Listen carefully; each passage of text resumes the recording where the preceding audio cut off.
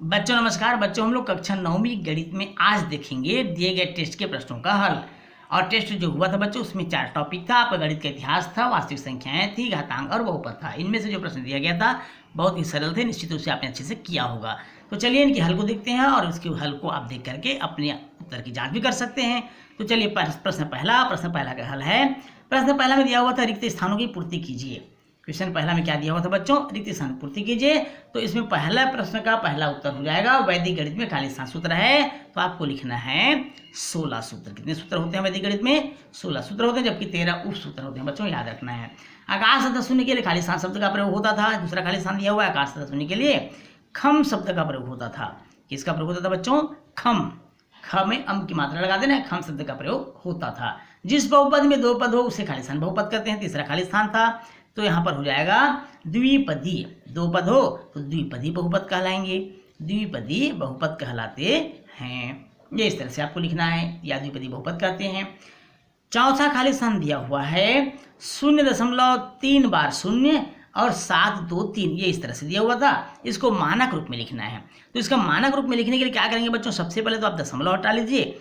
दशमलव हटाने के बाद देखेंगे आप दशमलव के बाद 1 2 3 4 5 6 शून्य, 6 अंक है तो आपको 6 शून्य लगाना है। एक के बाद 3 4 5 और ये 6। अब इसको हम घात के रूप में कैसे लिखेंगे? घात के रूप में हम इस प्रकार लिख लेंगे, 10 का घात हो जाएगा 6। अब यहाँ 10 घात 6 बच्चों। अब यहाँ पर दशमलव हमको इधर लाना है, तो दशमलव इधर खसकाने के लिए आपको क्या करना पड़ेगा, 7.23 करके 100 से गुणा करना पड़ेगा, ताकि पद में कोई अंतर नहीं आना चाहिए, क्योंकि गुणा करेंगे दशमलव हट जाएगा और हमको यही प्राप्त होगा बटे 10 घात 6। अर्थात इस तरह से करने पर कोई परिवर्तन नहीं होगा, पद में कोई अंतर नहीं आएगा। तो 7.23 गुणित 100 को हम लिख सकते हैं 10 घात 2 के रूप में, पूरे के बटे हो जाएगा 10 घात 6। अब इसको घातांक के नियमानुसार इसको हम ऊपर ले जाते हैं। ऊपर ले जाएंगे तो क्या हो जाएगा बच्चों, भाग माइनस में हो जाता है, अर्थात 10 घात 2 ऋण हो जाएगा 10 घात 6, क्योंकि भाग करते हैं तो घातांक के नियम के अनुसार माइनस हो जाता है।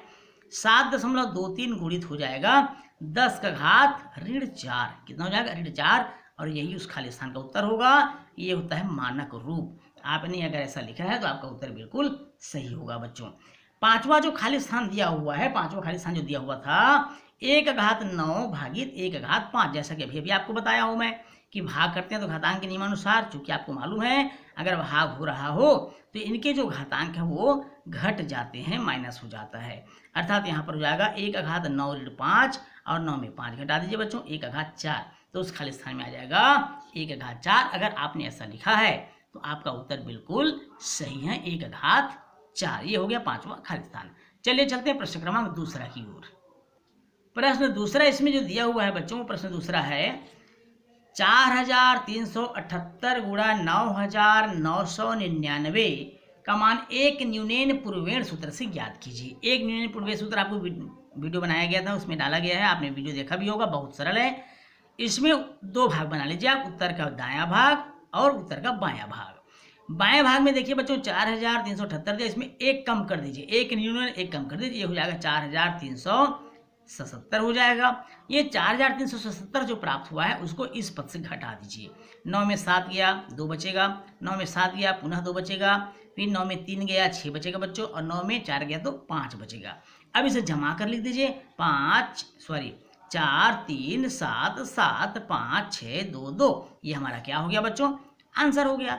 अब उत्तर की जांच कीजिए, भी बोला था प्रश्न में, तो चलिए जांच करते हैं। और जांच करने के लिए क्या करना पड़ेगा, आपको इस तरह से बना लेना है। बाएं भाग में दिए गए प्रश्न के बाएं भाग का आपको बीजांक लेना है, दाएं भाग के और दाएं भाग का बीजांक लेना है। तो चलिए बाएं भाग में बाएं भाग का बीजांक 8 7 15, 15 3 18, 18 4 22, और 22 का बीजांक हो जाएगा 4, और 9 चौक 36, 36 का बीजांक हो जाएगा बच्चों 9। फिर दोनों को गुणा कर दीजिए, 9 चौक 36, 36 का बीजांक होता है 9, उसको ऊपर में आप लिख दीजिए इस तरह से। अब नीचे में उत्तर का बीजांक लिखना है, 2 2 4 6 10, 5 15, 7 22, 7 29, 3 32 और 4 36, यहाँ भी आ गया, 36 का बीजांक होगा 9। अब आप चेक करिए ऊपर और नीचे का बीजांक बिल्कुल सही है क्या, बिल्कुल सही है, और सही तो आपका उत्तर भी सही है। तो अब लिखना पड़ेगा अतः जांच सही है। ये इस तरह से आप उत्तर लिख दीजिए बच्चों, अतः जांच सही है। अगर आपने ऐसा बनाया है तो आपका उत्तर बिल्कुल सही होगा। चलते हैं प्रश्न क्रमांक तीसरा की ओर। प्रश्न तीसरा दिया हुआ है 3.127 और 7 के ऊपर बार को P बटे Q के रूप में व्यक्त कीजिए। सबसे पहला काम हमको मानना पड़ेगा, माना कि P बटे Q बराबर 3.12777 डॉट डॉट डॉट डॉट इस तरह से दिया हुआ है प्रश्न में। P बटे Q बराबर हो जाएगा, इसको हम समीकरण पहला मान लेते हैं बच्चों। क्या मान लेते हैं? समीकरण पहला। अब दशमलव के बाद आप देखेंगे दो ऐसी संख्या जिस पर बार नहीं है, तो 100 का आप पहले गुणा कर दीजिए दोनों पक्षों में। ये हो जाएगा 100 P बटे Q बराबर हो जाएगा 312.7777 इस तरह से हो जाएगा। इसे हम मान लेते हैं समीकरण नंबर दूसरा। अब प्रश्न को ध्यान से देखिए, केवल एक ही संख्या है जिस पर बार लगा हुआ है, अर्थात 10 का दोनों पक्षों में गुणा कर देते हैं। 10 का जब दोनों पक्षों में गुणा करेंगे तो 1000 P बटे Q हो जाएगा बराबर 312.7777 डॉट डॉट डॉट इस तरह से हमको मिल जाएगा समीकरण नंबर तीसरा। अब आपको क्या करना था बच्चों? समीकरण तीसरा में समीकरण दूसरा को घटाना था। समीकरण दूसरा को घटाने पर अब जब हम इसको घटाएंगे तो हमको क्या प्राप्त होगा? 1000 P बटे Q में 100 P बटे Q घटा देंगे तो 900 प्राप्त हो जाएगा। 900 P बटे Q। इधर 3127 में 312 घटा दीजिए बच्चों, 2815 प्राप्त होगा। 2815। अब हम इसको पक्षांतर कर देंगे, P बटे Q बराबर हो जाएगा, अतः P बटे Q बराबर 2815 बटे 900। ये कट रहा है तो काट दीजिए बच्चों। क्या कट रहा है बिल्कुल देखते हैं काट कर। 5 पंचे 25, 3 बच गया, 5 छक्का 30 और 5 तिया 15। इसी प्रकार 5 से इसको काट दीजिए, 5 कम 5 4 बच गया, 5 अट्ठे 40, 5 शून्य 0। अब ये विभाजित नहीं हो रहा है, यही हमारा आंसर हो गया। अतः इसका P बटे Q रूप हो जाएगा 563 बटे 180, जो हमारे इस प्रश्न का क्या होगा बच्चों? आंसर होगा। तो इस तरह से आप इसको बनाए होंगे तो आपका बिल्कुल आंसर सही होगा। चलिए चलते हैं अगले प्रश्न की ओर।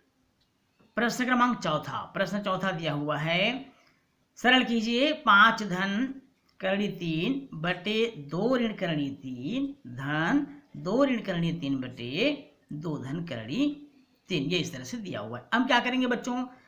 हर का परिमेयकरण कर देते हैं, जैसे कि इससे पहले आपको क्लासों में बताया गया है। ऋण है तो धन करके उसका ऊपर और नीचे गुणा कर देंगे उस पद का, तो इस तरह से 2 धन करणी 3 का ऊपर नीचे गुणा हो जाएगा।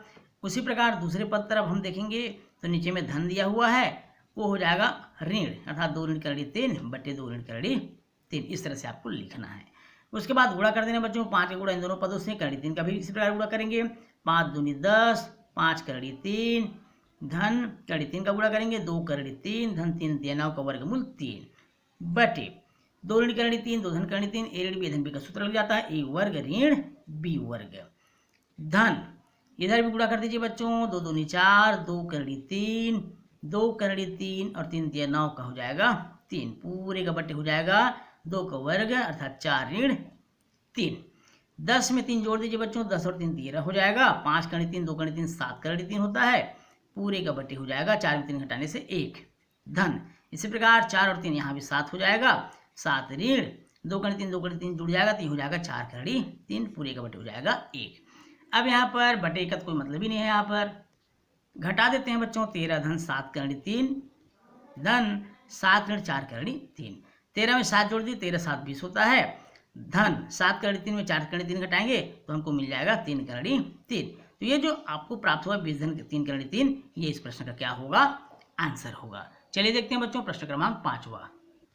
प्रश्न 5वां है, सिद्ध कीजिए 1 बटे 1 धन 1 से घात m ऋण n धन 1 बटे 1 धन 1 से घात n ऋण m बराबर 1। ये हमको सिद्ध करना है।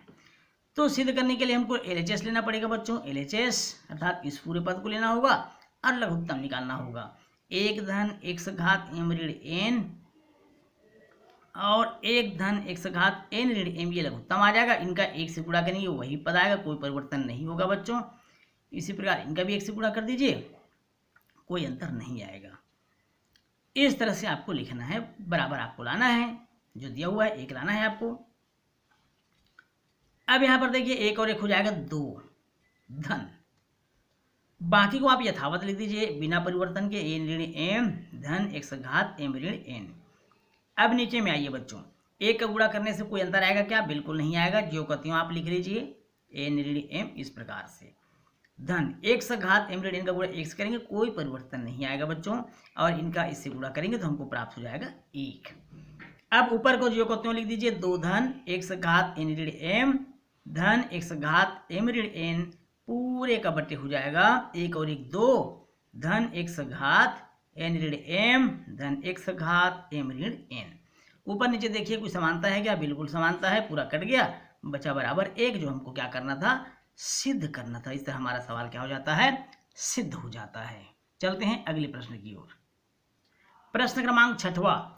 प्रश्न क्रमांक 6वां में दिया हुआ है x घात 4 धन 3x घात 3 धन 2x धन 6 और x घात 4 ऋण 3x वर्ग धन 6x धन 2 के योगफल में से धन, ये प्रश्न दिया हुआ बच्चों, इनके योगफल में से पहले इनको हमको जोड़ना होगा। x घात 4 जोड़ दीजिए तो 2x घात 4 हो जाएगा, 3x घात 3 3x घात 2 अलग अलग पद है तो ये किस तरह से जुड़ेगा? ऊपर का उतार लीजिए जो करती हूँ 3x घात 3, नीचे का भी वैसे उतार लीजिए 3x घात 2, 6x और 2x हो जाएगा 8x, क्योंकि समान पद है, 6 और 2 हो जाएगा 8। अब इनका तो हमने योग मालूम कर लिया। अब योग मालूम करने के बाद प्रश्न में लिखा है इसको दिए गए पद को घटाइए, और वो पद है घटाना किसको है? x घात 3 ऋण 3x धन 4, इसको आपको घटाना है। और हमेशा याद रखिए बच्चों, घटाते समय चिन्ह बदल जाता है। अगर ये धन है तो ये हो जाएगा ऋण, ऋण है तो ये हो जाएगा धन, धन है तो हो जाएगा ये ऋण। अब 2x घात 4 के नीचे कोई पद नहीं है, जो कहते हैं लिख लीजिए। 3x घात 3 में x घात 3 घटाएंगे तो हमको प्राप्त हो जाएगा 2x घात 3। उसी प्रकार बाकी बचा पद है ऋण 3x वर्ग, इसको उतार लीजिए। 8x में 3x जुड़ जाएगा बच्चों, क्योंकि ये धन हो चुका है। 8 और 3 हो जाएगा 11x, 8 में 4 घट जाएगा क्योंकि ये ऋण हो चुका है, अर्थात धन 4। ये जो प्राप्त हुआ है बच्चों, ये है इस प्रश्न का उत्तर। क्या इस प्रश्न का आंसर है? चलिए चलते हैं प्रश्न क्रमांक 7वां और अंतिम प्रश्न की ओर। प्रश्न 7वां है, प्रश्न क्रमांक 7वां, क्वेश्चन नंबर 7। 123 गुणा 321, 123 गुणा 321 का मान सूत्र ऊर्ध्वतिर्यज्ञाभ्याम से ज्ञात कीजिए व उत्तर की जांच कीजिए। ये हमारा प्रश्न दिया हुआ बच्चों 123 गुणा 321। अब इसको लिखेंगे कैसे? लिखते समय आपको ध्यान रखना है, इस तरफ चलिए 3 का गुणा हो जाएगा पहले 1 से, फिर 3 और 1 का गुणा हो जाएगा 2 और 2 से, उसके बाद 3 1 2 2 और 1 3, अर्थात 3 का गुणा 3 से, 1 का गुणा 1 से, 2 का गुणा 2 से, इस प्रकार हो जाएगा। और लास्ट में 2 का गुणा 2 2 और 1 3 से होगा बच्चों, और उसके बाद होगा 1 और 3 का।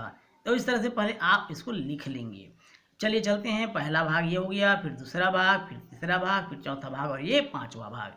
इस तरह से 5 भाग में इसको आपको लिखना है।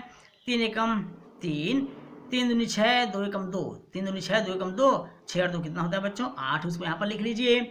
3 तिया 9, 1 एकम 1, तो 9 1 10 हो गया, 2 दूनी 4, 10 और 4 हो जाएगा 14, हासिल यहाँ पर दे देंगे आप 1। 2 तिया 6, 2 एकम 2, 2 तिया 6, 2 एकम 2, तो 6 3 दूनी 6 और 2 8 होता है, और यहाँ पर हासिल था 8 और 1 9, तो फिलहाल तो आपको अभी 8 ही लिखना है बच्चों, बाद में जोड़ेंगे। और 3 एकम 3, इन दोनों गुणा होगा 3 एकम 3 हो जाएगा। अब इसको इस प्रकार लिखेंगे आप, 3 8 और 1 हासिल है 9, 4 का 4, 8 का 8 और 3 का 3, 3 9 4 8 3, ये इस प्रश्न का क्या हो जाएगा बच्चों? आंसर हो जाएगा। अब चलते हैं जांच की ओर। अब जांच के लिए जैसा कि आपको बताया गया है, बाईं तरफ बाएं पक्ष का बीजांक अर्थात 123 दिया हुआ था, 3 2 5 और 1 6 हो जाएगा। दाईं ओर दाएं पक्ष का बीजांक 3 2 5 और 1 6 हो जाएगा। इन दोनों बीजांकों का गुणनफल 6 6 36, 36 का बीजांक होता है 9, उसको ऊपर में आपको लिखना है बच्चों, नीचे में उत्तर का बीजांक 8 3 11, 11 4 15, 15 और 9 24, 24 और 3 27 और 27 का बीजांक हो जाएगा 9।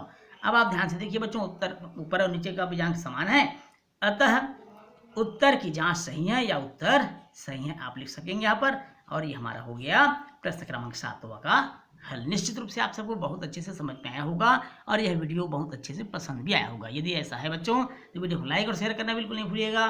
चैनल में नए तो चैनल को सब्सक्राइब करना भी नहीं भूलिएगा। बच्चों आपसे फिर मिलेंगे अगली क्लास में, तब तक के लिए नमस्कार।